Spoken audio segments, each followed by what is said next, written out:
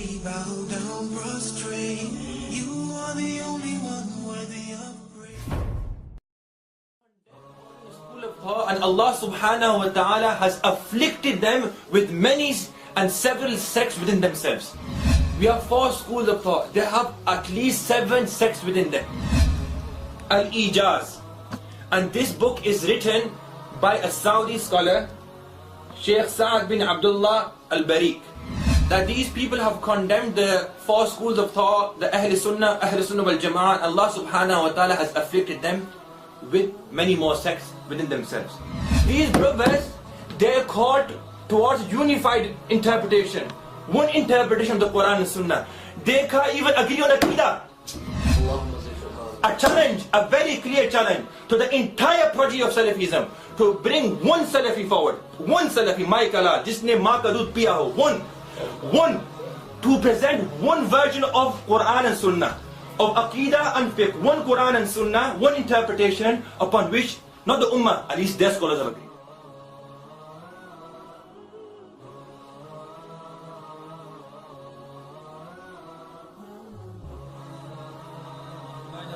My dear respected brothers and elders, honorable listeners, you might have heard the Salafi brothers claiming and saying that, Akhi, why don't you follow only Quran and Hadith?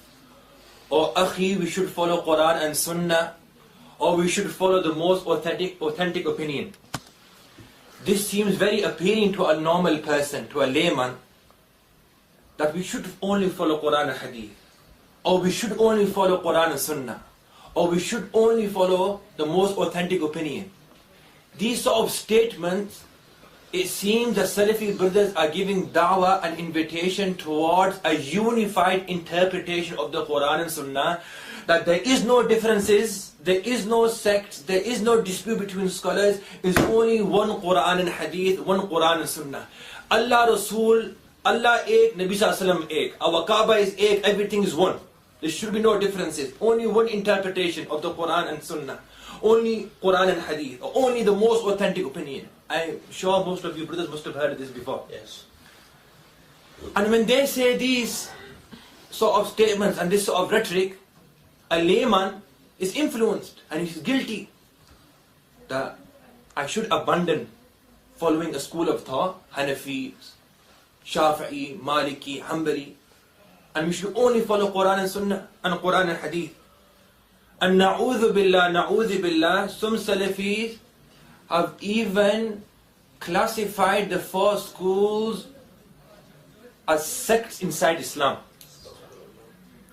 Halanki, the reality is that the 4 schools are the madaris and they are schools of the Sahaba. They are extended, they are imtidad li madaris Sahaba. They are extension of the madaris and schools of the Sahaba. Now these brothers, I'd like to make one point clear, that not all Salafis condemn following a school of thought, but you get many like this, who condemn, rather you will find Salafis also, okay?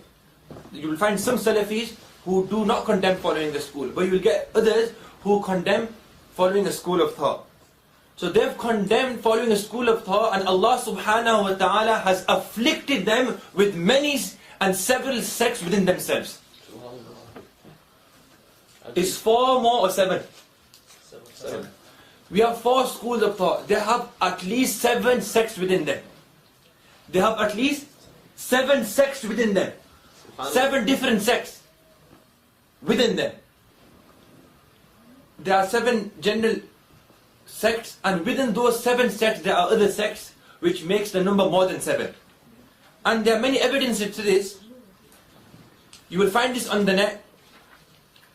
The Salafi Dawah in disarray. This is an article written by Sheikh Albani. The Salafi Dawah in disarray.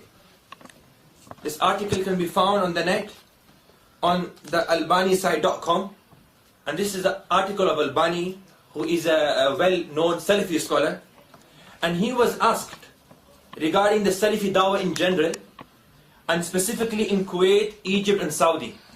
So Sheikh Albani replied, I say that unfortunately the Salafi Dawah is now in disarray, is in confusion.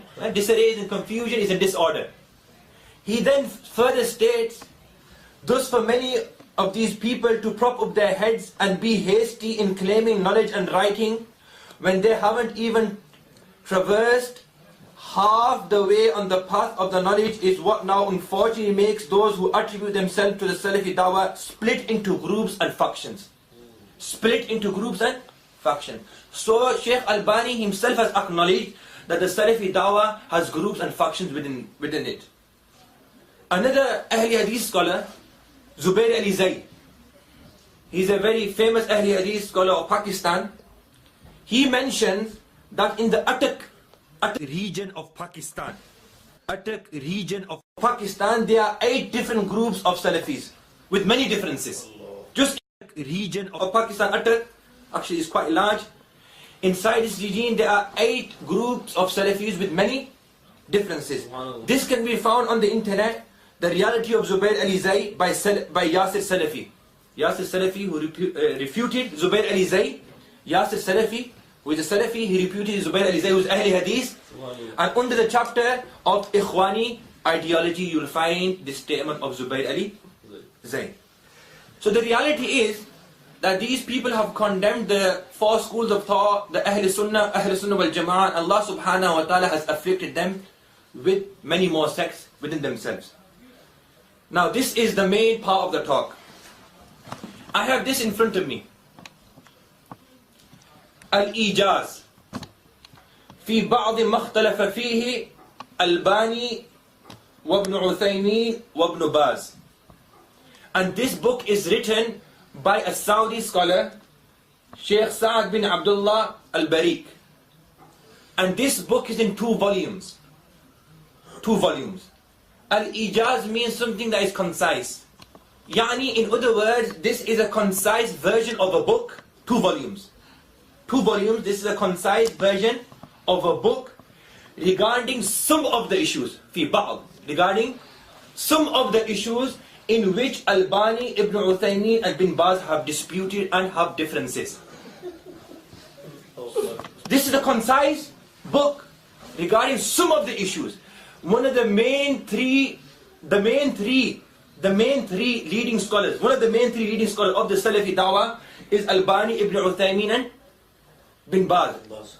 This person has been very honest, mashallah, Saudi scholar, and he's gathered the differences between these 3 scholars, and it's only a concise version of some of the masail. Allah knows best how many masail they differ in. Allah knows best. These people who claim to follow one interpretation of the Quran and Hadith or Quran and Sunnah, bichare their own scholars can't agree on a unified interpretation of the Quran and Sunnah. Never mind calling the whole ummah. Never mind calling the whole ummah. They're calling the whole ummah bade zor ke saath, a lot of courage, that follow only one interpretation of the Quran and Sunnah. Don't follow Shafi'i, Malik, Hanbali. They themselves, the scholars of their house, can't agree on one interpretation of the Quran and Sunnah. And this scholar is saying, I've compiled a book with 2 volumes, only some of the masail, some of the issues in which Albani, Ibn Uthaymeen and Bin Baz have differed. And the ajib thing about this is that this scholar has been very honest. On volume 1, page 53, Masail tata'allaq bil aqidah. He's written a full section where these 3 Salafi scholars have not only differed in fiqh and jurisprudence, balki they have differed inside aqidah. Those masail which are related with aqidah. So these brothers, they're called towards unified interpretation. One interpretation of the Quran and Sunnah. They can't even agree on aqidah. Halanki in aqidah there is no ikhtilaf, there is no differences. I mentioned this before in my series, that the four schools, Hanafi, Shafi'i, Maliki and Hanbali, they don't have no disputes inside aqidah. And the Ash'ariyah and the Maturidiyah, who are the great 2 schools inside aqidah of the Ahl Sunnah wal Jama'ah, who are protected and preserved the aqidah and the creed of the Sahaba and the Ahl Sunnah wal Jama'ah and the Salaf Salihin. These 2 schools, even their differences are very few. These 2 schools, their differences are very few. And these differences are lafzi. They are semantic differences, i.e. those differences which are related with words. Those differences which are related with words. Those differences which are related regarding the approach to the matter. Regarding to the approach. So their differences, the Ash'ari Maturidiyya, most of their differences are semantic differences. Differences are in semantics, i.e. in words. But these Salafis, scholars, they have difference inside Aqidah. They have difference inside Aqidah. So first we need to give these people nasihat, the Akhi, instead of calling the whole Ummah towards one version, one interpretation of Quran and Sunnah, give da'wah and give nasihat to your own scholars that at least agree on Aqidah. At least agree on Aqidah. Okay, in fiqh we respect Hanafi. Even with the Hanafi school we have differences. Imam Muhammad, Imam Abu Yusuf and Imam Abu Hanifa, they're different with the Ustad. We understand in fiqh. But inside Aqidah, they have differences. So the first thing you need to sort the Aqidah department. Then slowly work on the fiqh. Now, this is a challenge. A clear challenge to the entire progeny of Salafism who are living on the surface of this earth. The one Michael al-Salafi come forward and present one unified interpretation of the Quran and Sunnah upon which their scholars have agreed. A challenge, a very clear challenge to the entire progeny of Salafism to bring one Salafi forward, one Salafi, Michael al, jisne maa ka doodh piya ho, one, to present one version of Quran and Sunnah, of Aqidah and Fiqh, one Quran and Sunnah, one interpretation upon which, not the Ummah, at least their scholars have agreed. Very easy challenge. Not the whole Ummah, just their few scholars, the minority. Salafism is a minority. Their minority group and their scholars of the minority group, at least they have agreed. Qiyamah will come, inshallah. They will not present and they will not fulfill this challenge. Inshallah. Inshallah. I hope this makes things clear that this whole ideology of Akhi, only follow Quran and Sunnah, Akhi, only follow Quran and Hadith is only mere words and there's no reality behind this. May Allah Ta'ala save us from such fitna. May Allah Ta'ala keep us steadfast upon following one of the great schools. May Allah Subhanahu wa Ta'ala keep us attached to our akabir and our elders. Wa akhiru da'wana alhamdulillahi rabbil alameen.